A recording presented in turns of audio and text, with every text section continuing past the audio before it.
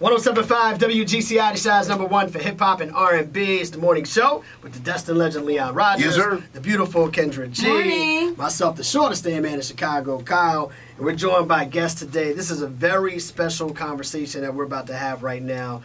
This family is a staple in Chicago, and this conversation that we're going to have today is one that's been circulating for quite some time, and we're happy to be able to have it this morning. First, we want to introduce to you all Chicago, Mr. Larry Hoover Jr. is here. Good morning, sir. Hey, how y'all doing, man? Good. It's a pleasure to have you here. It's a pleasure to be here. Pleasure. We're going to get some questions answered today, yes? Okay. All right. See what we can do. All right. And we're also joined by Miss Hoover as well. How are you today? I'm doing great. Now, I'm going to ask you guys to get a little closer to the microphone. Just pull up a little bit. Probably about, if you can get maybe about this close when you're speaking. And pick up. I got short legs. That's right. Me too. We're in the same boat. Hey, don't worry about it. You taller than him. Yeah. All right, so here's what I'd like to start the conversation. Let's pretend we're not in Chicago, you know what I mean? Or maybe there's somebody out there that's of a younger generation. Please explain who your father, Larry Hoover, is for the person that is not as educated as, some of us. Okay. Larry Hoover is a leader in Chicago. Larry Hoover is a leader in Chicago. He was popularized from being a leader.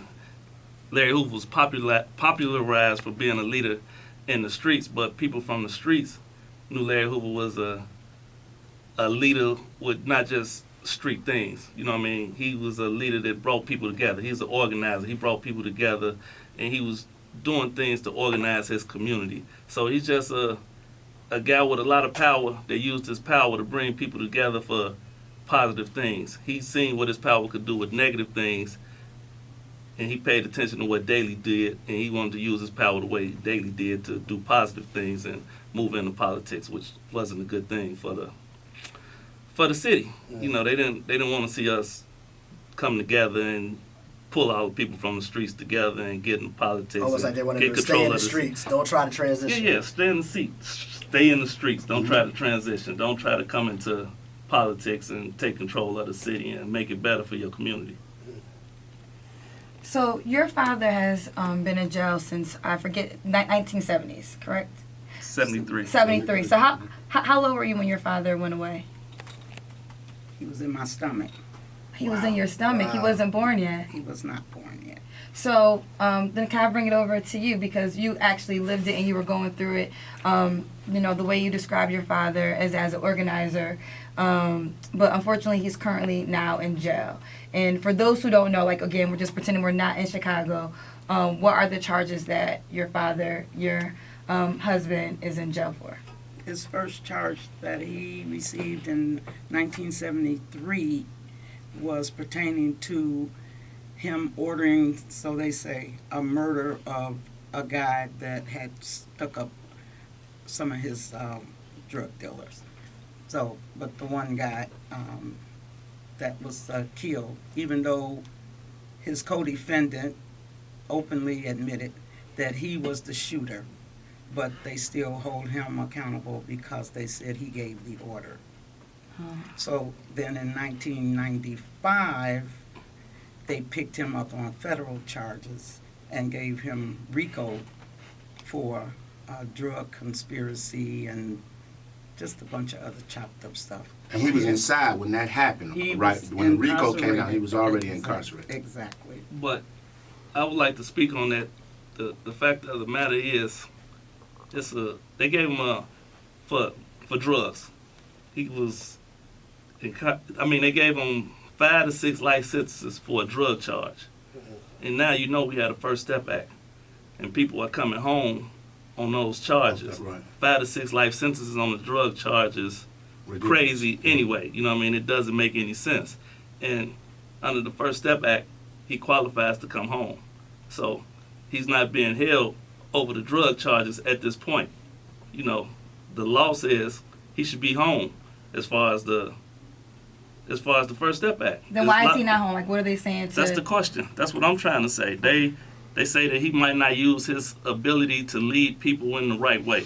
It seems like they're scared for him to come home. I don't understand what the reason is.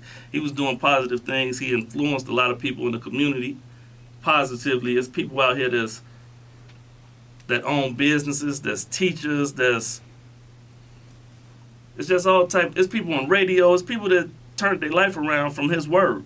You know, and those are the things that he was doing.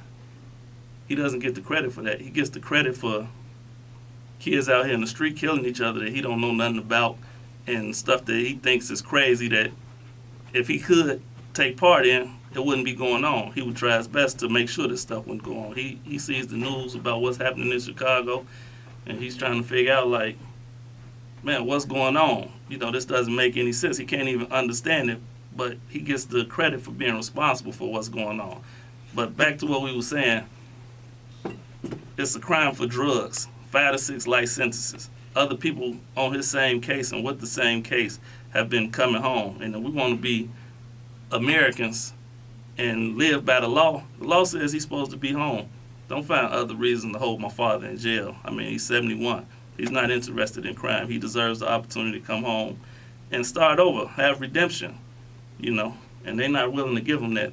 It's like they're scared of him for whatever reason. Yes, prison is about rehabilitation and people changing. And I think 30-something plus years, 3 decades. 40, I'm sorry. People change.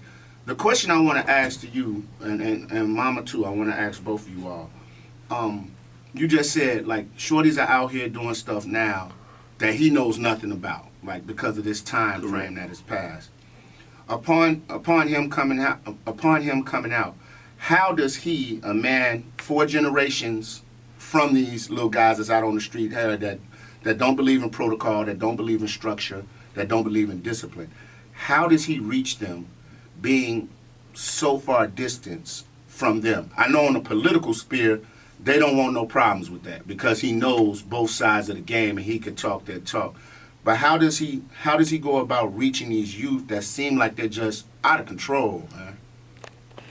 Well, he reaches the youth through reaching the people that they respect. Okay. You know, he would bring a lot of people back into the movement of trying to grab control of their communities, and it would be a trickle-down effect. Like, he may not directly be able to reach some of these youngsters that don't know who he is, but then again, his name is legend, so he might be able to reach some of them. But, you know, it's just a trickle-down effect. The people that wasn't willing to step out and do their part, you know, he puts them into place Positions. to, you know, and it trickles down. Your grandfather is now telling his son, and his son is telling his son, and it's, you know, it just goes down through the family. On top of the fact that his name rings bells, he gets the people they respect, and, you know, he had them take part in putting the message and putting information in people's head. Yeah. You know, trying to give them a different outlook.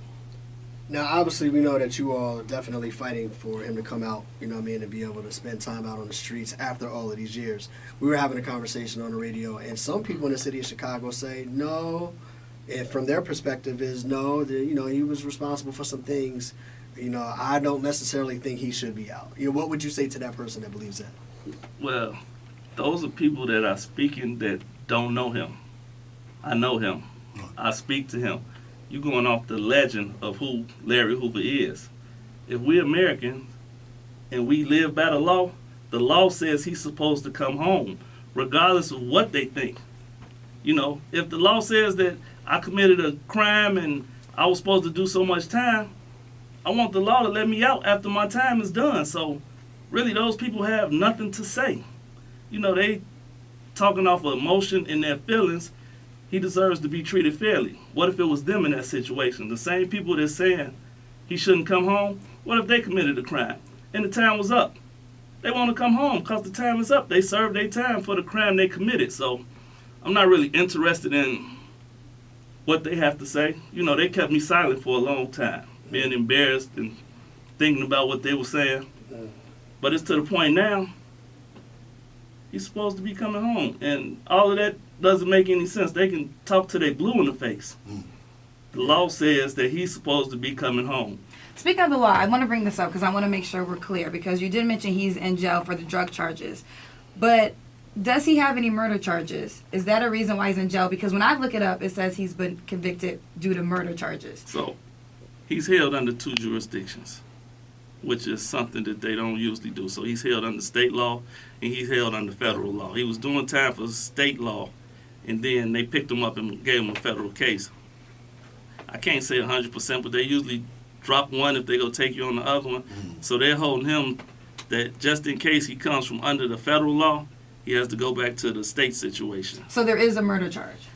There's a charge saying that he gave the order for a murder charge. So that could be the reason why they're not allowing him to be out of jail under the first charges we were talking about. Or you're shaking your head no. I'm just trying to understand, because you are making sense. If there's no murder charge and it's just a drug charge, then right, he should be let out. So it's two cases. So he has to deal with each one separately. Gotcha. And under the drug thing, it should be a clear go, but the judge has discrepancy. Right. So we have to deal with the judge deciding if he feels like he's a good guy or not, or if he deserves to come home, or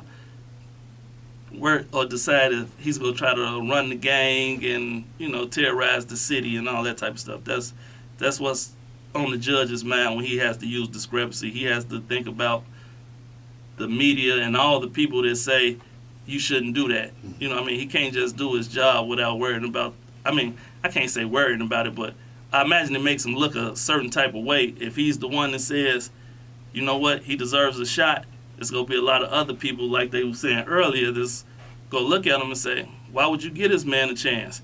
Instead of saying he deserves it, it says that he deserves a chance. So popular opinion Right. versus the law. Yeah. Can I piggyback off of just kind of the question that Kyle posed, right? And the reason I was asking to get the clarity on the murder charge, because it kind of goes into that question.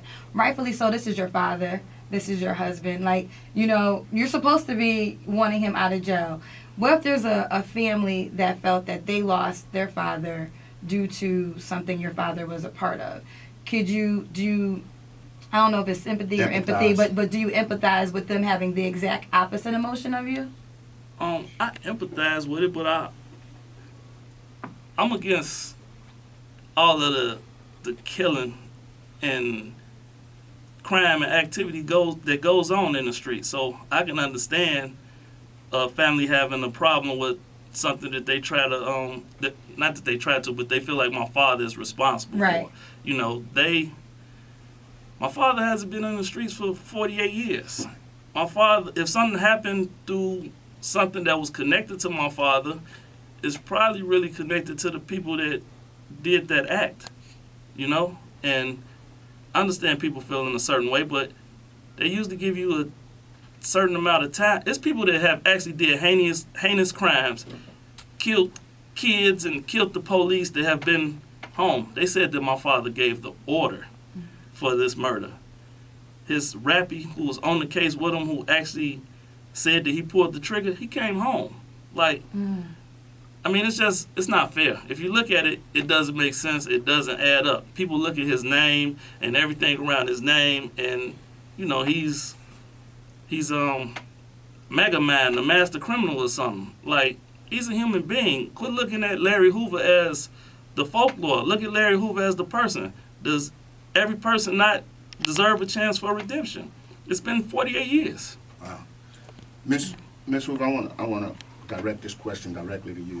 What was it like for you being his wife and seeing his name dragged through the mud, knowing him as a person, and then to watch your children be in pain because they have to talk to dad from behind a glass wall, or maybe not even get to see him because they have him somewhere where you just can't go visit all the time? What was that like for you, and what was your relationship like, or what has it been since this whole 40 plus years of incarceration? Well, it's hard. It's been a hard journey, and if it wasn't for my family and close friends that helped me make it, with making sure they accomplished some of the things that they needed to accomplish coming up.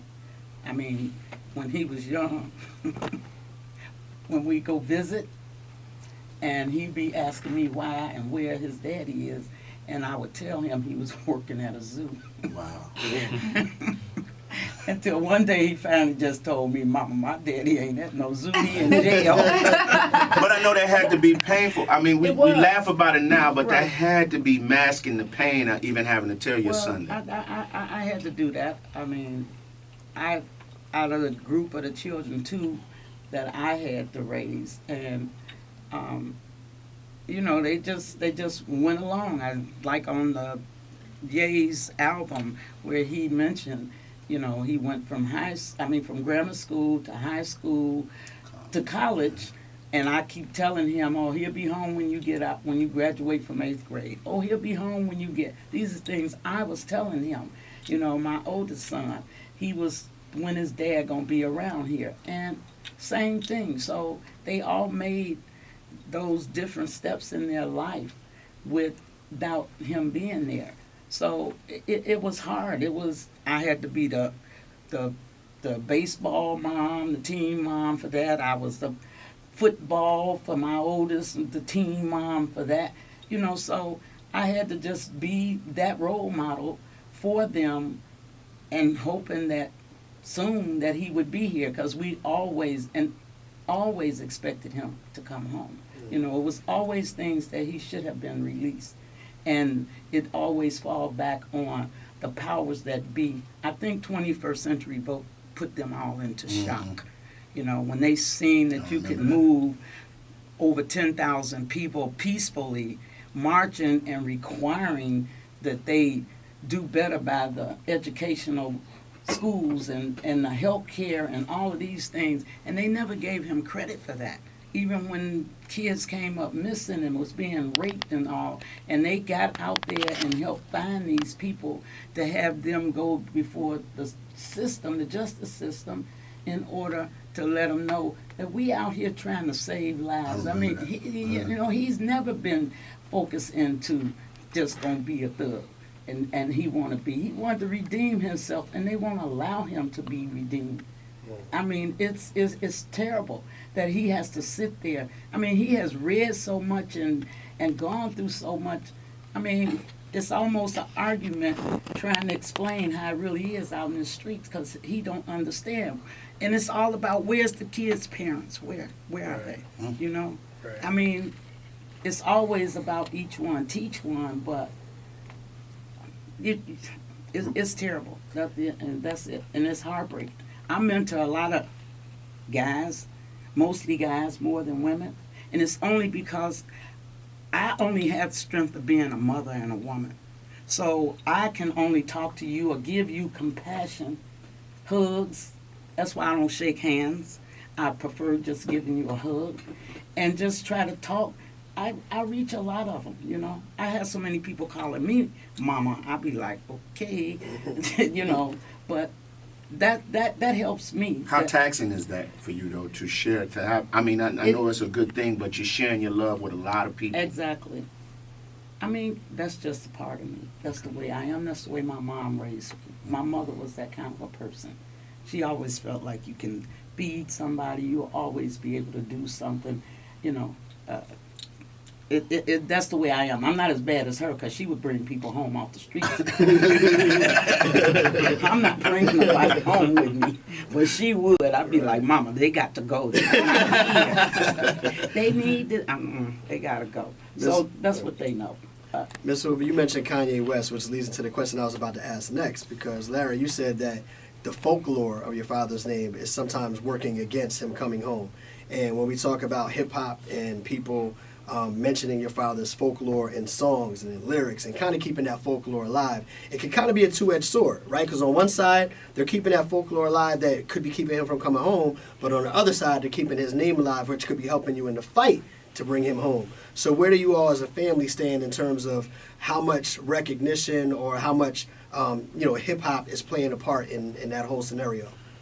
Well, I appreciate what hip-hop does for keeping his name alive and keeping people aware that the fight is still going on for my father. It can also be a negative thing when they speak on him the wrong way. You know what I mean? When instead of seeing him as the man, Mr. Hoover, seeing him as chief and the chairman, which is, it's never going to go away. He is that, but for the powers that be, like, that's a negative thing for them to hear. But just the people that we can touch through hip-hop and keeping his name alive, it's a beautiful thing, and getting people to join in for the fight, just like what Kanye did is, like, he gave us the. I'm sorry. Yeah, That's right. right. I can't say that's my brother. I call him Kanye. I know that Right. his name is Ye. But what Ye did was, I mean, that put us on the stage to, you know Are what you I mean? referring to the video by Platform. Ye and Jay Prince that he put out on Instagram? No, no, no. Before that, the Donald song, Trump. Donda. But then Donald Well, Trump, too. okay, well, Or all of it, right? Ye started a couple years back. You know what I mean? He went to talk to Trump. A lot of people didn't follow the whole thing because they took snippets. Mhm. But, you know, he's been advocating for my father for years now. Then he kind of, the fact that, you know what, the fact that I didn't see him and then he came back, that don't even matter. The fact is that he came back. Then he came back and he gave me this platform. I asked him for the platform years ago. And, you know, I didn't know what was going to happen. And then next thing you know, he called me and put me on the album. And, man, Now the World is refueled with, like, we almost forgot about it. But we didn't forget because it's our life. Mhm. And now, you know, we ready to fight to see what can be done, because when you look at it, it just don't add up. Like, if the people don't get behind it and there's no noise being made, then the powers that be that hold them, they just sweep it under the rug and don't worry about it. So this hip-hop platform is a beautiful platform. And when my father seen that Ye was back and that he was with us, you know, he's always into bringing people together. So he sees a little bit of what's going on with out in the media with entertainers and what have you. And since Ye was on the team with us and he seen since he seen we had a relationship and he see the beef that him and Drake was having, you know, and he likes to bring people together. That's what he used his power to do. As you know, back in the day when everybody came together and the streets was safe to walk, when he brought all the organizations together just off of respect and not off of force. But he wanted to bring Kanye and Drake together to squash their beef, because those are leaders out here. You know what I mean? A lot of people respect them and what they do, and they have a voice. And if they could set an example by squashing their beef, maybe other people can start squashing beefs down the line. You know what I mean? There's rappers dying over beefs out here in the music, and they at the top of the list. You know, they representations of us and our whole community. So he like, man, I'm gonna see what I could do with that. It would be nice if I could get those guys together to squash that. Then maybe some, just going down the line. It may go into our communities and everything in all these different cities. Entertainers are into it. People are dying. Instead of us making money and enjoying being in that position, you at the top of the position and you and now you're dying. You're the biggest gangster in the city. It's like they hustling backwards. Yeah. Right. You know? We say that all the All time. the time we man. talk about that. Yeah, for sure. Like I say, the word bass backwards. You know what I mean? Self-explanatory, right? Yeah, for They- sure. They get, you know, you make all that money, you get in position to help your community, and now you go to jail, you get murdered out here in the streets. Can't do nothing with it. You did all that. Like, you're supposed to bring people up. You're supposed to go to a spot, people supposed to be happy to see you and welcoming you in, not trying to try you for what you said on the album. Right. You know what I mean? So he just seen that we had the relationship, and through his idea and our relationship with Ye and Jay's relationship with Drake, you know, we got to sit down and talk to both of them, and they both are they said they were willing to help with the movement for my father. So Nice. I don't want to cut you off, Too but strong. right. Too strong. Yeah, that's big. They're both willing to help, but so the question is, are they going to come together with the help? Because, you know, Kanye, we've seen the video with Jay Prince and Kanye extending the invitation to Drake doing this concert, but what's the update? Is the concert going to happen? Do you got information? Can you confirm? we can confirm that Kanye is on board. We trying to make sure everybody's Okay. on board. Trying to make sure everybody's on board. We're Okay. trying to make sure Okay. everybody's going to be on board. Okay, so we need a confirmation from Drake, it sounds like, potentially. Read the read the lines. Okay. Read between the lines. Right. So at the end of the day, like I heard you say about Drake and Kanye, just me in my mind living out here all my life, like Drake and Kanye getting together, that's amazing. That's two powerful allies. But I don't see Drake and Kanye getting into it. Like, they beef, we pretty much stay on record. I know you trying to reach these guys that's really out here, like getting down on each other when they say this and and the other side say that. Next thing you know, they spinning on 63rd, or they come back over 63rd for 111th and Vincennes, where they at into it at. Where I got little guys that scared to go past 113th. Like, how do we get to those artists? Is it through Drake and Kanye? That's what you're saying? That's a start. It's a start. Like, those guys are willing to reach out to them because who they are in the music, or we can get to some of those guys. It's to set the trend. Okay. You know what I mean? Not just because they did it, it's going to happen, but it can set the trend to show that it's okay. It helps put people like me and other people in position to be able to go to some of these guys and say, so if the big dog's doing it, y'all could do it. yeah. You know what I mean? And then it's not necessarily the artist it's the crew that's with the artist. True. It's the people that love and support them that wind up getting hurt. True. You know what I mean? Y'all out here running the mouth, which is put you as the spokesperson for negativity. They shouldn't be that. Y'all, they the breadwinners. And then they guys trying to protect them are the ones getting killed. Yeah. You know what I mean? Like Johnny Dang said blah blah blah, and Killer Cam over there trying to get at Johnny Dang, and Johnny Dang people trying to make sure they don't get at, and because there's guys that's really out. There's guys that's really out here. Yeah. That's with the guys that's not out here that'll make sure nothing want to make sure don't nothing happen to their guy. But we need to use any and every Angle. way we can use to try to, you know what I mean? That's just one angle, you know. But it's gonna take more. Yeah. But if that can save a life, it's a good thing. So be it. I wanted to ask you really quickly. You know, you guys are obviously in conversation with your father a lot. Is there anything that he might have said that he wants to share directly, or any thoughts, words, you know what I'm saying, that if he could speak directly to the city of Chicago, if he could speak, what would be the words coming out of his mouth to the people here in Chicago? You want to say something first, or You can handle it. you know, I always ask my father, like, I want him to write a letter, or is it something that you can say to the people when it's a shaky situation? Because anything we talk about is, oh, that's gang talk. Yep. You know, It's cold, yeah. If I tell him somebody got hurt, one of his friends or some of his buddies that died, because he's an older guy, and his friends are dying because they just at that age. It's always it's some gang communication. But Right, no, his buddy just had diabetes and he died. Like, what are y'all talking about? Right. so I always ask him what to tell the people. And it's always growth and development. He wrote a blueprint on what we should be doing. They tried to, growth and development was the evolution of Gangsta Disciple. But it wasn't just for Gangsta Disciples, it was evolution for people that was in the streets. Mm-hmm. Keep pushing growth and development. And I know I'm not supposed to say it because it's like, oh, you trying to keep the game going. But I can't not say it because it's a real thing. And it's a real evolution for these youngsters out in the street that is actually his blueprint for the things he went through in life and how he changed with education and moving forward.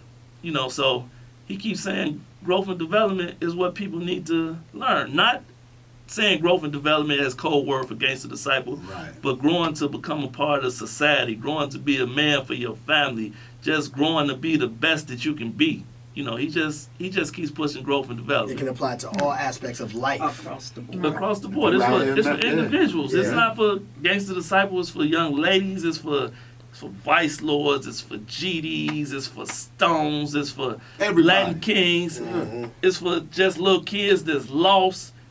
It's for everybody. It's for little white kids. It's for everybody. You know, that's what he keeps pushing.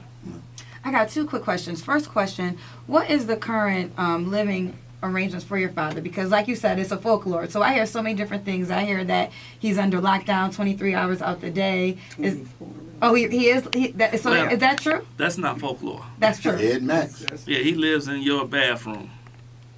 Wow. Well, you might have a big bathroom. Well,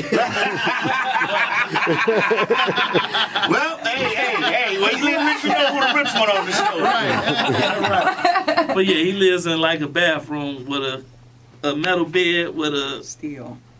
steel bed. No, I'm sorry, it's concrete. Concrete Okay. slab. Yeah, it's a concrete Oh, slab. wow. Yeah, with a little toilet in there and a little stainless sink, steel. and he's in there all day long. He's in a place where they send people to drive him crazy.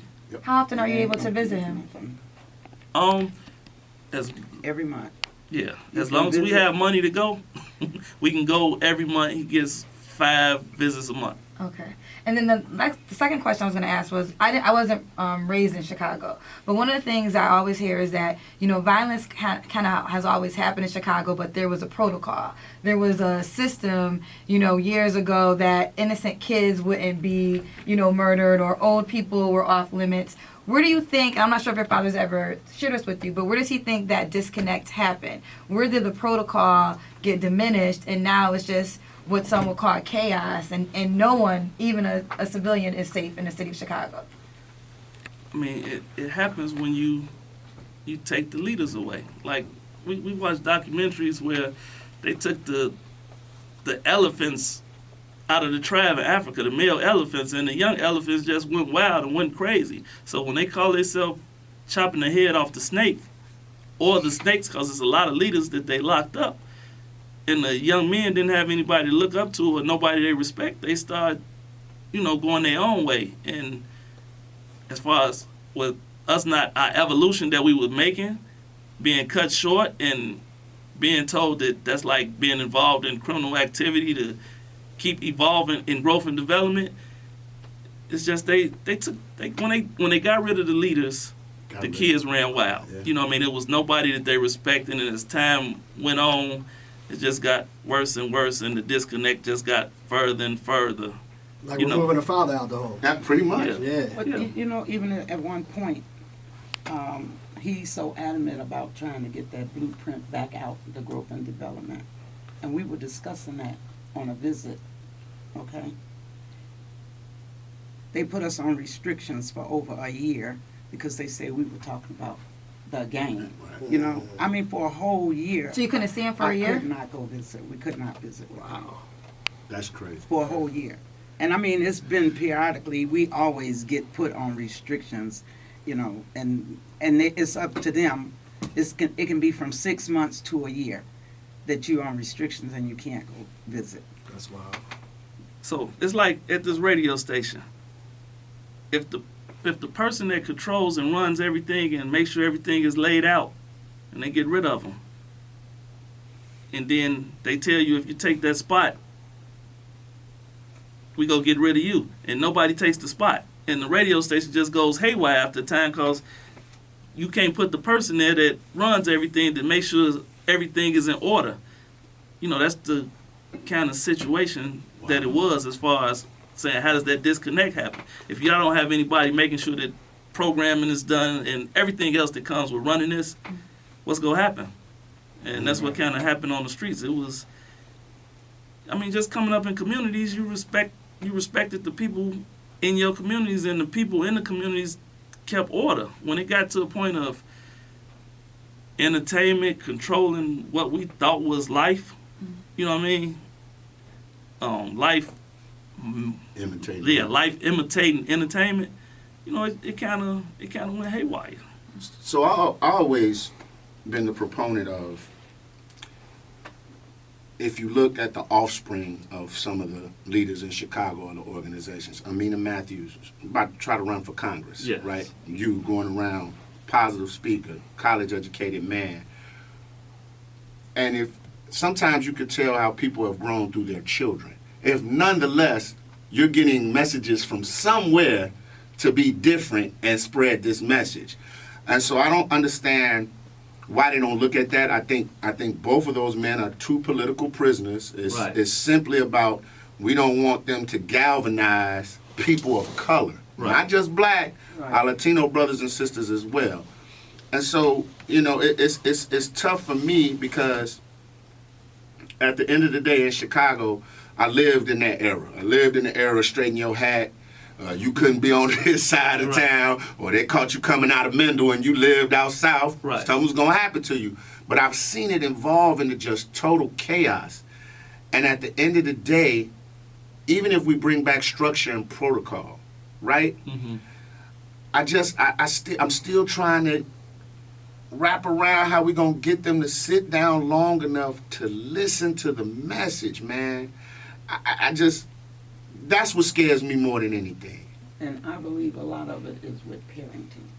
And if we Starts at home. can't get these parents, the young parents, because most of these kids, their grandparents raising them, or aunts Or and aunties, uncles. yeah. So we need them to come and start stepping up and play a role. We need those so-called guys that made it home, that was locked up. You need to get your children, your family group together, and you need to let them know that they need to start paying more attention. It makes no sense that we losing children like we And that's what I cry about. it is a sad situation. I got a grandson that I'm concerned about now because he's Larry Hoover the third, you know, and he's more like his dad with his mentality of life.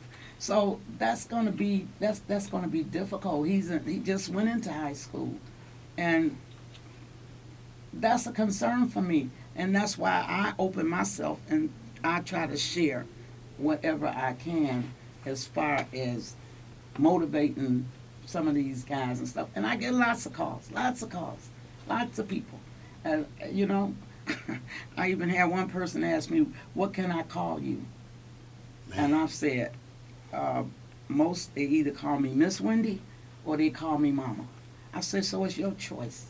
I receive it either. So that means they have nothing to latch onto like that in their lives, like nobody, you know. And that's what's sad to me when you got guys that like, I ain't, you know, I'm just out here, Right. you know, like that's scary to me. Like that's just scary to me. So, you know, we have a great relationship with Jay Prince when we used to do the concerts back in the late 80s and early 90s, and that relationship growed into a family for us. So, I mean, we've had people in our lives that really kind of help us to try to move forward or try to get to a position, and a lot of times it just wasn't the time. It was not the right time.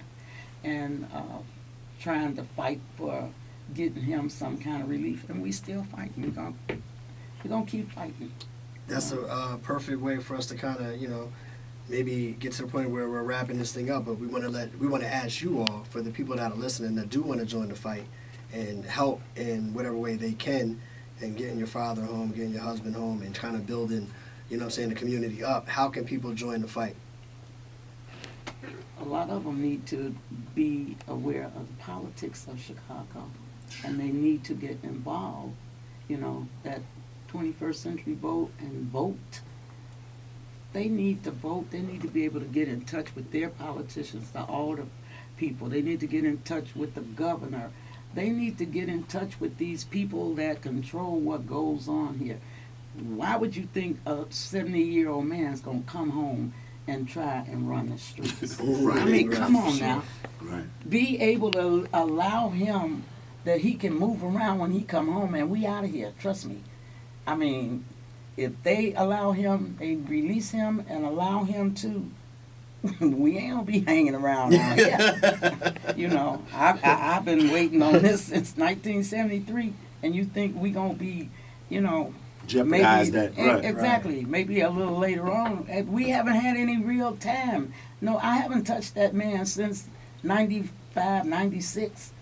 No hug, no kiss, no none of that. So, and even in Stateville, we have to do it at the end of the table, because you come down, you sit on this side, he sit on that side. You And can't touch him at all. after you do your hug and kiss when you first come in, once you do that, you separate it. And it's a petition in between you and us, the table. And they up there, don't reach over that table. That's crazy.